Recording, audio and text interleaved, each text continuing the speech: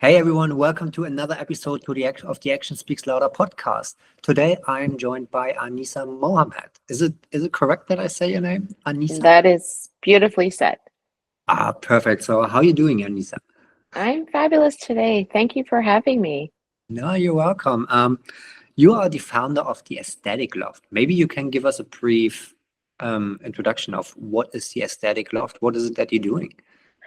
Yeah, so the Aesthetic Loft, it was originally created in my passion and pursuit for the world of medical aesthetics as a healthcare provider looking for an alternate route to really help other people in the medical space outside of a hospital setting. That journey I embarked on probably about 5 or 6 years ago, just before the pandemic. And it has truly evolved into something more than wanting to be a practitioner. I guess life experiences led me into creating a sub part of the aesthetic loft, which is called Beyond the Clinical.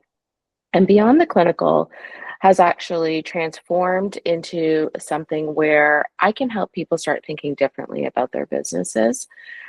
And what do I mean by that? I mean, as healthcare providers, we come into this space thinking that we know exactly where we are headed with our skills and with our expertise.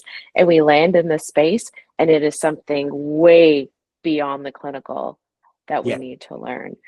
And so this space is really to help empower experienced and expert aesthetic providers who know they want to have a greater impact in the world and just not sure how to change the narrative of their medical yeah, background into something that is more connecting and more human with the audience that they're wishing to work with.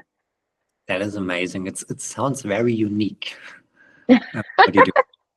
So I That, it sounds great because yeah, when you see like when you hear the word clinical, it's always like, oh my God, like white walls, white light, and yeah, but you're changing it and you're making it different for people to, as you said, the narrative, right? That is, changing the narrative, changing the perspective, and helping them to understand that now working with a population that is not necessarily sick, but looking for something else requires a different perspective from yourself as a medical professional. And really helping you to understand that it's not about being better than, it's about creating your own lane and being different. yes. Anissa, you are a co-author of the second volume of the Action Speaks Louder book. And in your chapter, it's a very personal story that you're sharing, um, very moving. And I love that you have um, the clarity that you're sharing about what have you learned from your personal story and how you're implementing it into your business, which I think the last part is about community. And every time I was reading your chapters, like it makes so much sense. It's so true. And one point that really stuck out to me was communication. The way you also are sharing some techniques, some questions for the readers that they could ask themselves about the way they're communicating, especially with their own business, with their colleagues. And how was the writing for you as well, sharing your story now that the book is out, it's open for everyone to read. How do you feel about this? Well, first off, I'd like to say thank you for the opportunity for being part of a book that most people probably won't realize the impact of until they open and start reading the chapters. Thank you. Um, Writing this story and this chapter was very near and dear to my heart. I was at a place where I was stuck in my business and feeling somewhat stuck in life. And the story reveals how my sister's journey with her illness and me as a healthcare provider navigated that journey together. And the revelations that came from that journey and how it impacted me as an entrepreneur. And it is a real truth and testament to the universe will give you exactly what you need at exactly the right time. And so my aim in writing this chapter was especially for healthcare providers who have all the knowledge, expertise, and certifications, helping them to explore what is going on beyond the clinical, to help them run a more successful, fulfilled business, and help them to define what it is they're truly looking for as a result of becoming an entrepreneur. And for many of us, we know that it goes beyond the money and it goes beyond the freedom. And as many of us worked in the system for years with very little recognition, very little pay, very little freedom. Yet we chose to continue in this world of medicine for something that I believe goes deeper than the money, than learning how to generate leads, than the funnels, than the Instagram, than the social media. And so this chapter was written as a eye-opener to what is really happening between you and your client, mostly with yourself, as you go beyond the clinical, to start creating that connection with first you and then to a wider audience. Yes, that was exactly what I got from the chapter. It's before you can do anything, you have to basically reflect on yourself. And this is like you asking really deep questions. And I love that you providing so much ideas for people that can read your chapter. Hey, these are the 3 questions you maybe should ask yourself before you go into the next meeting or before you have talking to your colleagues and all the stuff. So I'm very grateful that you have shared so much insight of your personal life, but also your expertise of what you have learned from this journey. I remember the first time we were talking, you were a little bit reluctant about writing your chapter. And I remember the last time we had a chat, you felt challenged with the writing process. Can you tell me a bit more about what happened, what was going on? It's an interesting story, and I think one that many can identify with, because if you're on social, everything is about getting your IP, getting your knowledge into a chapter, into a book, create something that people can learn from. And very quickly, I hopped on here's my opportunity to share and impact the world. I'm just going to start writing.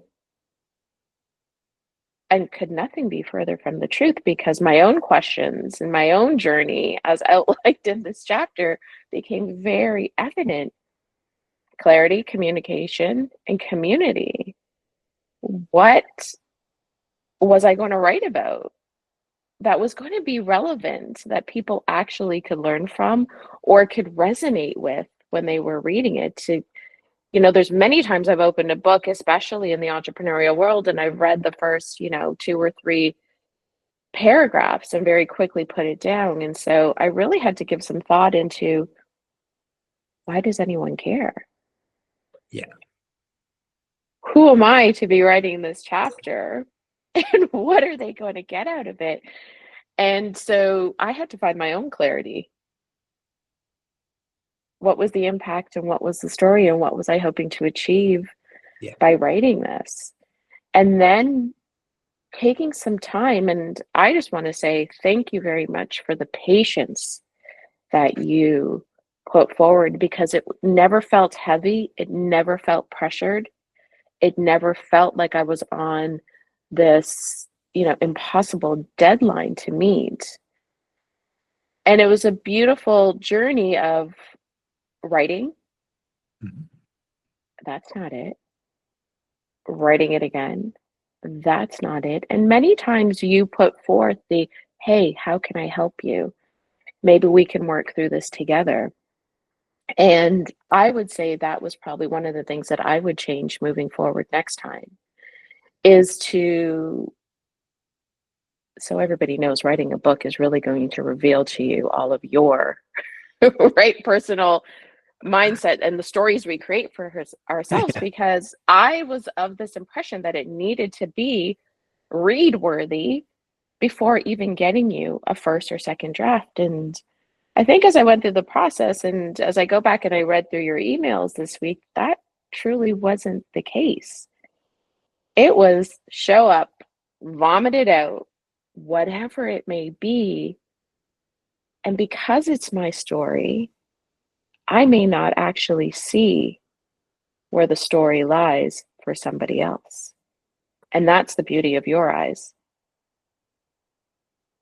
And so if I had to change something moving forward in this book writing process, in perhaps the next book or chapter we write together, I would definitely get out of my head and not think that it needs to be perfect and chapter readable, right? Like, it's not like the book that I'm opening that somebody's had an editor go through it for years, ghostwriters and publisher and all the things that happen.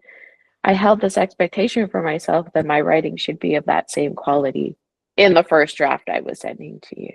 Yeah, that's the usual misconception people have. Like when you say, "Hey, you're gonna write a chapter," and they already see the end product, and like immediately you feel overwhelmed by, oh my God, because if you're not writing, like a lot of people journaling, but suddenly you're writing your own chapter, they feel overwhelmed. But in the end, it's not.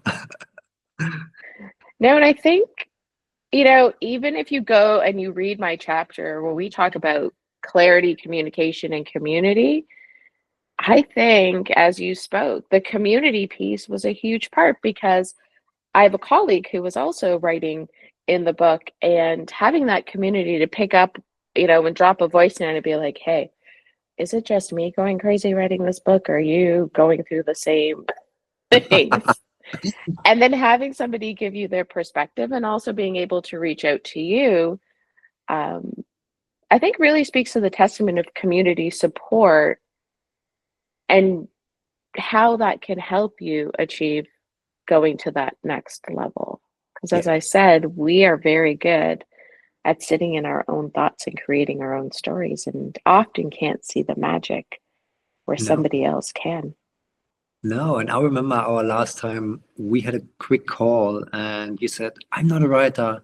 I like to speak, so I record everything. And then when I see the transcript, it doesn't sound like me. And I remember told you, look, if you know someone, whether you send it to me, send it to someone else, get a different opinion, because as you just said, we're so tight in our bubble. We only see this, but we can't actually see the big picture of the beauty we have actually right in front of us sometimes. So when I received your chapter, I did not know what to expect. And then I started writing this chapter, and it's like sometimes you have chapters that you read and read and they just don't finish because the way it is written, which is not wrong. But then when I read your chapter, I was just so quickly through it, and I was just nodding to myself. It's like, yes, yes, yes, because I could see myself, especially with the community part, with building a network and the importance of all of it. It's like, I think we did a few alterations, like just like from the building of the sentences, but that was it basically. And then I was like so surprised when I read your chapters, like, why were you hiding this the whole time? Why? I didn't understand it. It's like a beautiful piece of like a beautiful chapter.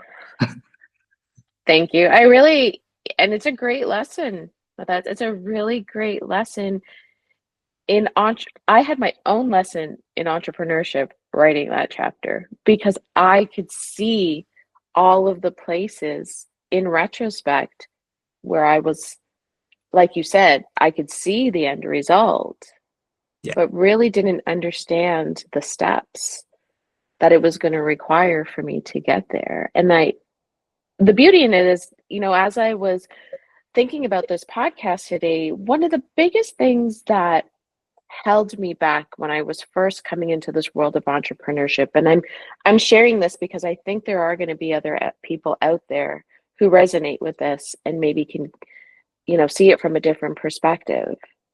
We often see the journey of entrepreneurship as the start point with the idea and the end point of what the results would be. And for the longest time, I was like, there's so many people who are doing this. If people just knew, like, it's so simple. All they have to do, and I could list X, Y, Z, 3 very simple steps to get to this end result of beauty. I didn't allow myself to move forward in my entrepreneurial journey because I created this story that it's so easy that everybody could do it. And the truth is, it is that in between. It is your perspective. It is your thoughts. It is your entire life experience that plays into how you get somebody from point A to point B. Oh, yes. That is And what nobody talks about. Nobody talks about it. No. And so there's so many of us who are sitting back there with this brilliant idea. We're seeing a lot of people doing it, but what we forget is there's a million ways to make $1 million. There's a million ways to grow a business. And so understanding that million ways is unique to you. And it comes back to the first point in the chapter, is getting the clarity on that piece. Yeah. And then the magic starts to happen. So if there's anybody out there listening to this podcast and you're sitting on an idea and you're like, listen, somebody else can do this A to B, no problem. Like, all they have to do is X, Y, Z. Why would anybody want to listen to me? I encourage you, take that first step forward and start just listing your perspectives and your opinions. And things will start to bloom in a way that you never thought it would. And you will slowly start to see that is your unique power that takes people from A to B, because everybody can get to an endpoint. How you get there is the beauty. And that's how I felt about this chapter. That's so great. That's great. The in-between nobody sees, nobody speaks about. And for me, I'll be very honest, it's a lot of moments of desperation, frustration, questioning myself. What am I doing here? Is this really what I feel like? And then I have this moment of clarity again, where I feel like there's no other way for me. That is who I want to be. This is what I want to build. And because in this world where I'm from, there was nobody there who would ever encourage me, hey, start your own business. My mom still asks me, what is it you're actually doing? Because I'm not going anywhere. I'm not bringing home monthly my salary check. It's like, she doesn't understand what it is. So she would never encourage me. And for me, it's like, yeah, everybody can do it. I see it. Why shouldn't I do it? But once you start, you suddenly open so many doors. And not everything is beautiful. And you're confronted with your inner self. Like, I have never been confronted myself like with that immense energy from everywhere, and how you filter through the negativity, how you let the positive in, how you motivate yourself to see you, so you don't lose touch with the big picture. What is it that you actually want to create? And this is a lot about clarity that you're writing in your chapter as well. You have to get this clarity, and only once you have this clarity, you can actually move forward, and you will get where you really want to be. If that Absolutely. 100%. And I almost feel like you have to walk the journey for that to resonate. Yeah. Even speaking of, you have to, you know, I always feel like there sometimes I have these books, like 100-year-old dude is telling me his life advices. I can read everything he has learned in life, but it doesn't mean anything to me because I have not experienced it. I think a lot of you have to feel it, even if it hurts, but you have to feel it so you can actually grow. I think this is the part of the journey. You have to feel it because only then you can be really your authentic self and not just like copying what other people say or do. Absolutely. I think that is a vital part that I think we miss, especially in my industry, where we have a lot of people who are coming in brand new to the space. Yeah. And this false identity of being able to transfer the medical hospital knowledge into the space of medical aesthetics. Well, here's the one piece that nobody's talking to you about. While that is very important, the experience of working with clients, patients, consumers in this field is so important to understanding the human behind the procedure. And so many of us have made the mistake of thinking that the human that we treated within those four walls of the hospital are the same human that is now sitting in front of us for a medical aesthetics procedure. And nothing could be further from the truth. And so I think experience is something that is very much taken for granted because, like you said, you can read all the books and be doing all the right things, but somehow your business isn't growing in the way that you had hoped. And this, for me, is really coming back to heart, human to human. And the one thing about healthcare providers that I try to remind them is the one thing that we bring to entrepreneurship greater than most is our human to human connection and the experience from that perspective. And so it's really less about the clinical. It's less about the certifications. It's less about, the awards. It is so much more about your ability to connect with that human and building a business from that heart space as opposed to the money. How can I make more money? Because when you show up from a heart space, the money will come. Oh, yeah. We've just got it reversed in our perspective of business. It's true. Can I ask you, how does your current work that you're doing connect with the chapter that you shared? Maybe you already mentioned it, but maybe not. So the chapter is based on the journey with my sister's battle with cancer.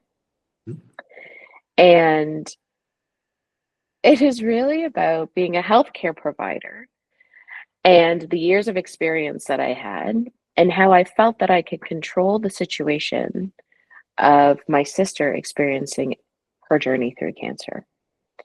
And it was very much a story about control and perceived control that we have in terms of if we could just tell people what to do and they would do it, everything would work out as it should.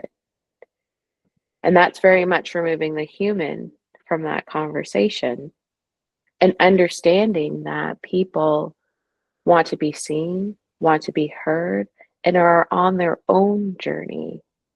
And now, how does that translate into the world of business? It's very much the same way, especially when you are a service provider. Often our businesses can be run by this false sense of control. Because I have so much expertise, because I hold so many credentials, because I have the letters after my name. If I tell you what to do and you do it, everything would be okay. And so we've almost eliminated the space in between. And so that journey with my sister taught me that there was so much more than me believing that I had control. It taught me to listen. It taught me that she was on her own journey and can make her own decision based on her clarity, not mine. And as much as I wanted her to survive and to do all the things that I had the knowledge in, I had to detach myself from the decisions that she was making, knowing that she had sovereignty to do whatever felt best for her, even sometimes when it didn't align with what I thought she should be doing. Well, wow, where's the business lesson in that? Because there's so many of us who come into the world of business and just say, okay, so this is what we're going to do. You're going to do these 3 steps and you're going to make $1 million. And it feels so easy. And we hop on board and we start going through the process, little to understand that it has a lot less to do with the knowledge that we have and more to really do with the human that we are, the stories we create, the experiences that we've had that lead us to creating a business that actually feels good at the end of the day. And so there is this woven connection between the journey that I went on with my sister and this false sense of control and understanding sovereignty and bringing to light how I actually want to run my business. Yeah. And the consumers and the clients and the patients that I want to work with as a result will also be able to feel seen and heard in that, and to know that that is the ultimate attraction or client lead magnet at the end of the day. Yeah, I think authenticity is the key, isn't it? 100%. But it's such an overused word, right? It is. I love the word, but I know it's overused. But it's true. I'm just writing a book, and it's like I'm writing a book about like the history of hardcore punk and subculture and stuff. The things I have grown up with. So I'm doing like a history music book, and I feel like I overused this word. But I feel like it's true. Like back then, when you were young, you were just like your true self. Of course, when you're a teenager, you try different things. You kind of wanted to have the peer pressure. You wanted kind of to belong and stuff like that. But there was a point where you were just like your true self. No matter what people would say, you would just do what you wanted to do. And in our life, when we get older, we kind of lose the version of our younger selves in a way. We try to adopt and see what has the established done, how can we fit in. But once you start your own business, you color outside the picture, and you will only be successful if you're truly authentic. Yes. And I think I love that, because for me, when it's funny when I ask clients to define that word authenticity, it's like a big stop sign comes up, because they are like, oh, what does that actually mean? An overused word with so little understanding behind it. And that leads us back into that first part of the chapter, clarity. Understanding. Back to clarity, and then the ability to communicate that, and then to build the community around it. Absolutely. So what's next for you now? I have been, so this book chapter, I went off the scene for about 1.5 years. And my sister, it's almost October 11th, will be exactly 1 year that my sister has passed. And after she passed, I stepped away from all social media, from all visibility per se. Yeah. And it was the 1.5 years of the most work that I have ever done on myself behind the scenes, where I often have the saying that sometimes it takes 10 steps backward to move 50 steps forward. And so while a lot of my community has not seen me, or many have questioned where I have gone off to, it was me working on myself, me understanding life from a different perspective as a result of this journey with my sister, and me really getting clarity on where it is that I would like to head next. And so what does that look like? It looks like beyond the clinical and the aesthetic loft coming back to life, but with a very different movement in really not helping people to grow their aesthetics business from a financial perspective, but teaching businesses how to grow from a heart space and reminding them the power of human connection and watching the businesses that I work with be able to have the impact from their expertise and their years of experience, learning how to communicate that in a way to attract the community that they actually enjoy working with so they can run very fulfilled and successful businesses defined on their terms.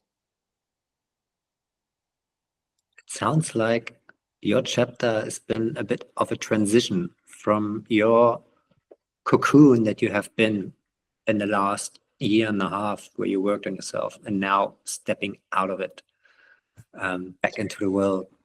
Absolutely. That's exactly how it felt. When you lose somebody who is that close to you, the reflection that comes from that, the perspective shifts that come from that, and the real understanding of sovereignty and the words like detachment and authenticity all really come to light.